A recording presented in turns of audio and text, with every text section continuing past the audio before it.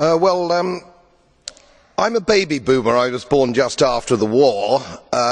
We've probably had the longest period of peace and prosperity globally, I would say, from that time. I've put a little bit of modest money away so I can hand something down to my family when I pass on, largely because I've never spent more money than I've earned, and I've been prudent, and I've worked moderately hard.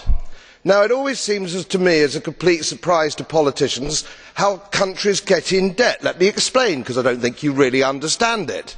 It's because politicians consistently spend more money than they raise in taxation, more money than they can possibly raise in taxation, most of which, in point of fact, they actually waste.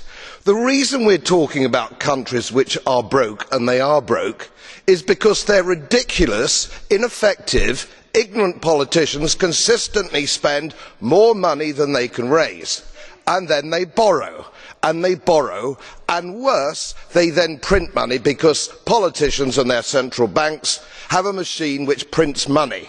You do that as a private citizen and it's a criminal offence.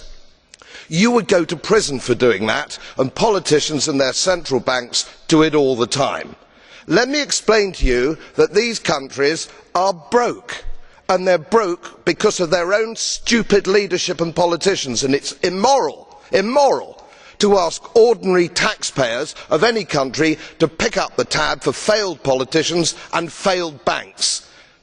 They are defaulted, they are broke. For God's sake, let us all of us admit it.